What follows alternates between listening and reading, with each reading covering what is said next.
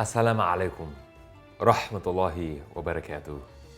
أهلا بكم يا مشاهدين إلى حلقة جديدة من برنامج يخرج رشاد. في هذا الفيديو سأساعدكم في الانغماس في اللغة العربية من المراحل الابتدائية. دعونا نبدأ يا أصدقائي الأعزاء. Now that I've convinced you that I know what the I'm talking about, let's get into it. Learning Arabic for a complete beginner.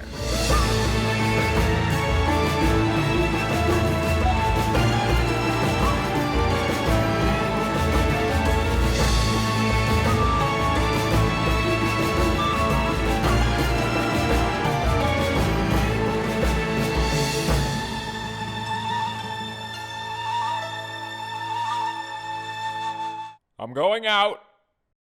Hello friends, and welcome to Rashad Goes Outside.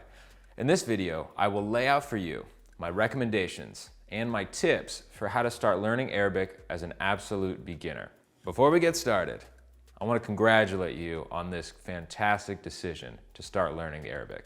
Literally hundreds of millions of people speak Arabic throughout the world. And if you can speak Arabic, even just a little bit, this will expand your horizons in ways that you cannot imagine. Personally, I have been studying Arabic for roughly 7 years.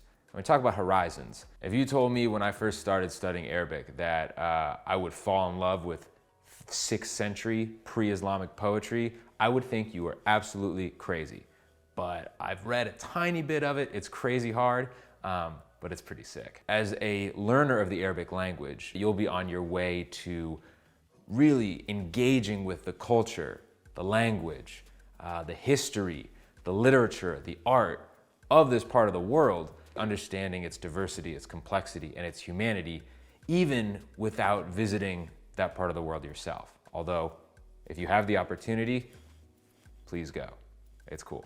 All right, so the way I'm gonna structure this video and break it down is based on people's varying amounts of time and financial means. I'm gonna start with, probably the easiest, most ideal scenario, and that is unlimited time and unlimited resources. From there, I'm gonna work my way kind of backwards. A lot of us have other obligations, we need to make money, and studying Arabic 24 hours a day full time is really not very realistic for many of us. Before we go further, I wanna make one important distinction. This video is geared towards those who want to comprehensively learn the Arabic language, rather than those who just want to pick up a few phrases or quick words maybe before they start traveling. We're talking about how to holistically learn the Arabic language from basically zero, really establishing a foundation for a longer term journey to really getting good at the language. If you've done some research about how to get started learning the Arabic language, and I assume that you have because you're watching me, you've probably run into, a dichotomy or a binary. On the one hand, you have Modern Standard Arabic, which is a universal Arabic that appears in newspapers, the news, most literature, most poetry as well. And this form of Arabic is understood by all Arabs from Morocco to Yemen to Iraq. On the other hand, we have Amiya, or the spoken dialect. Each country, or at the very least, smaller regions within the Arab world will have a dialect that they will speak. We have the Shami dialect, Syria, Jordan, Palestine, and Lebanon. Then we have the Egyptian dialect. Then we have the Moroccan dialect. Then you have the Yemeni dialect. You have the Khaliji dialect, which is the Gulf countries. But the question remains, Modern Standard Arabic or dialect? One of these dialects, maybe. Personally, this is a very easy decision for me in terms of where to start. Start studying Modern Standard Arabic. Why? I can't speak for the process of learning Moroccan or Algerian or Yemeni Arabic, but many other dialects draw very heavily from Modern Standard Arabic, and there are tons of overlaps. So the process of actually learning that dialect is not super hard if you already have that foundation in Modern Standard Arabic. So if you're at the outset thinking, oh no, I gotta study one, but I also wanna study the other, they're not in two separate camps. Additionally, the foundation of the Arabic language, grammatical structures, vocabulary, all that stuff is really based in Modern Standard Arabic. In the beginning, I recommend completely diving into Modern Standard Arabic. Let's get into how to start learning Modern Standard Arabic. All right, we're gonna start with a carte blanche. Unlimited time and unlimited resources. The very best way to dive into learning Arabic is to commit to an intensive course full-time that is taught by somebody who is trained to teach non-native Arabic speakers. Arabic teaching revolves around the concept of contact hours. Especially in the beginning, you want to have as many contact hours as possible while still, managing your time and not overwhelming yourself. Contact hours represent the amount of time that you are in a class or similar to a class setting with a professional instructor in the language, speaking the language. If you are currently enrolled in a university or have access to take classes at an institution that offers Arabic, start there. I'm gonna be real with you guys. If you are in college or have access to take college level classes in Arabic, it will never get easier for you. Built-in deadlines, an experienced teacher, and a community of students that can make the experience of learning Arabic fun will give you such a good foundation. If you have any interest in learning Arabic, take a class. Somebody is telling you, you are required to study this language for X amount of time, X times per week. That's the dream come true. Starting a language, especially Arabic, can be incredibly frustrating and difficult. And while you're learning the basics in your 101 course, you're also gonna be acquainting yourself with the language. And if you can develop a love and a passion for the language, you're gonna achieve a level of proficiency that you seek, no matter what. If the passion is there, you will get there.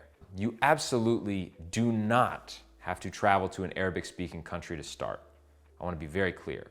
However, if you have the means and the time to take off a few months from your job or whatever, what could be better than an immersion program in an Arabic-speaking country to start learning the language? There are several world-class language institutes in the Middle East that offer intensive Arabic programs for relatively reasonable prices, especially compared to the cost of college courses in the US. They offer semester-long programs that have about 20 contact hours a week, and you will complete a year's worth of study in a 10 to 13 week course.